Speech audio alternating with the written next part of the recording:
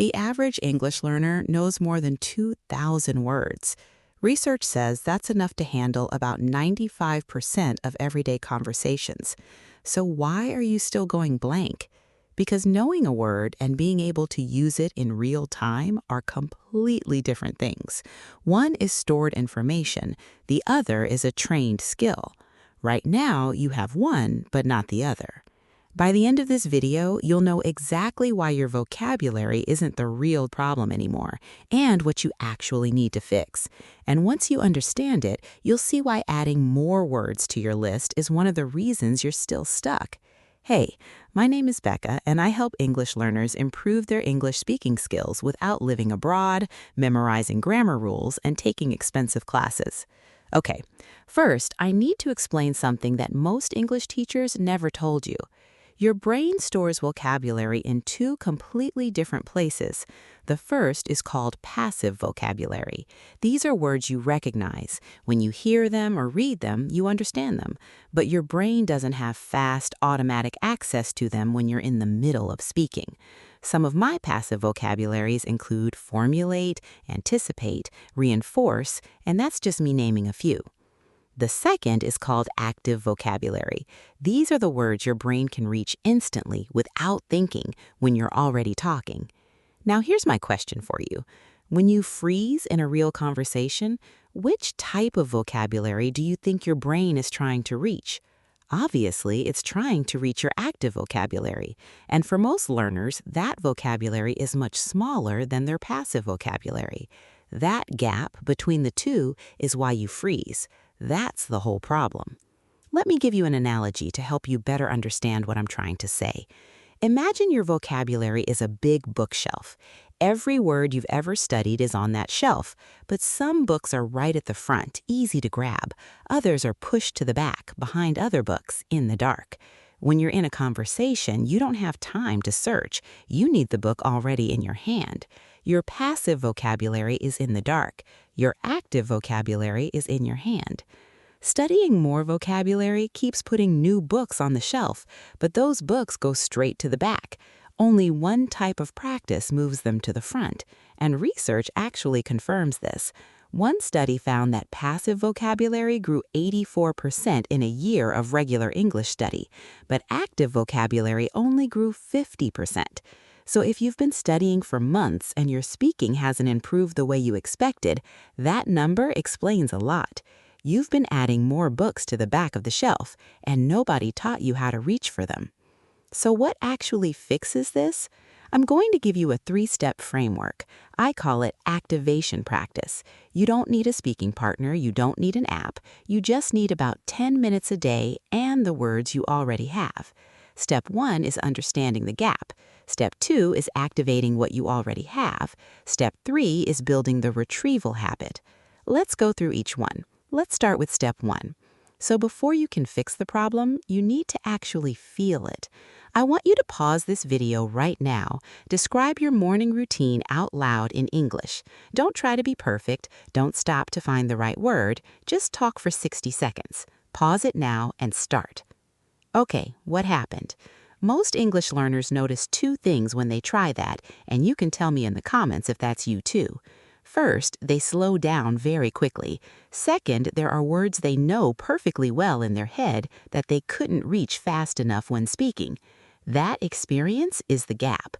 Your passive vocabulary is large, your active vocabulary is smaller, and now you felt the difference between them in your own mouth. That's important, because most learners have been studying for years without ever realizing this is the actual problem. Let's come on to step 2, and this is where most English learners waste the most time. Their instinct is to learn more words, but what actually moves the needle is learning to use the words they already know faster and more automatically. How, you may ask? By practicing in chunks, not single words. Your brain doesn't speak word by word. It speaks in patterns, short phrases. Things like, I was thinking about, or the thing is, or what I mean is, or I'm not sure, but... When you practice these small, complete phrases until they come out automatically, you start filling gaps in your speech without going blank. Now, let me ask you something. What do you think a fluent speaker does when they forget a word in the middle of a conversation? They don't stop. They don't go silent. They say something like, the thing you used to eat, or it's kind of like a, and they keep going. That skill has a name. It's called circumlocution. I know that's a confusing name. The name is not important. It basically means you talk around a word you can't find, using what you already know. And it's not a failure. It is fluency, actual fluency.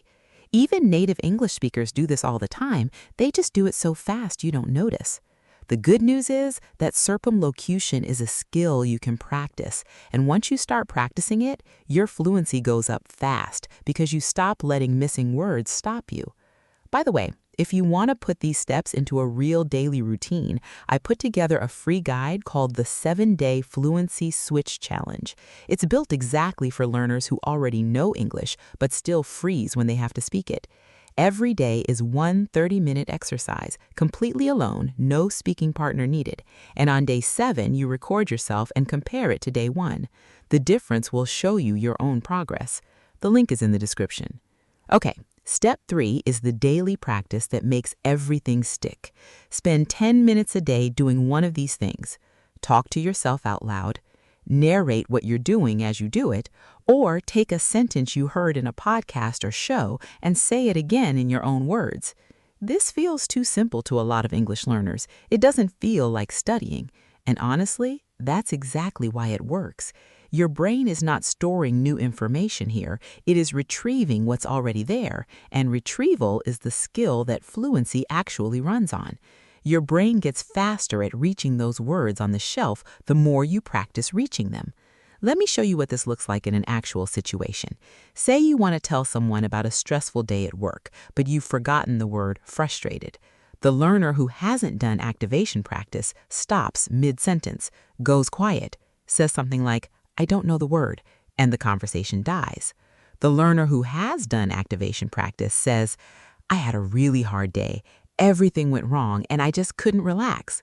They kept going. They said what they meant, and the conversation continued.